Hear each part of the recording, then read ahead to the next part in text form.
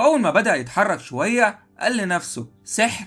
الواحد لمجرد ما يسمع الكلمة دي بيتحمس، امتى هتعلم السحر؟ ياه. وهو ماشي جوه البيت لقي صندوق وفتحه، ولقي جواه 5 كتب شكلهم غالي جدا، بس للأسف مش بيعرف يقرأ.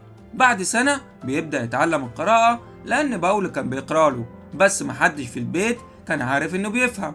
ولقي إن الكتاب اللي معاه بيتكلم عن السحر، وإن السحر بيشتغل يا إما بالترانيم يا إما برسم دواير، بس الترانيم اللي هي الأشهر والأكثر استخداما.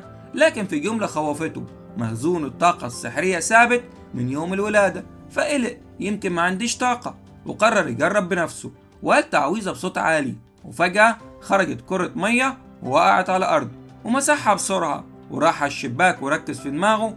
وفجأة خرجت كرة تانية من غير ما ينطق، بس طاقته خلصت وقع مغمى عليه. الناس افتكروا انه عمل حمام على نفسه وكان محرج جدا. وبعد كده بدأ كل يوم يتدرب، وبيقول الكتاب ضحك عليا، كل يوم طاقتي بتزيد لما بستخدم السحر، يعني مش لازم اصدق كل حاجة في الكتب.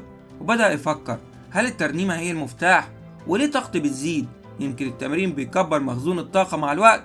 وقرر يتدرب من دلوقتي لحد ما يكبر عشان يوصل لأقصى مستوى يقدر عليه. وبدأ يقول أنا عايز أتحكم في السحر أكتر، إزاي أخلي كرة المية تطير؟ وفعلا قدر يعمل كده، بس الكرة خبطت في أبوه، واكتشف إن الترنيمة هي اللي بتطلق التعويذة، بس الطاقة هي اللي بتحدد الحجم والسرعة.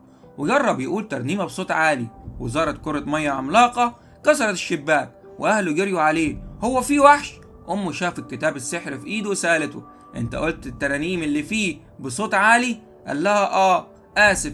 قامت فرحت وصرخت ابني هيكون ساحر عظيم، بس باول قال أنا عايزه يبقى محارب.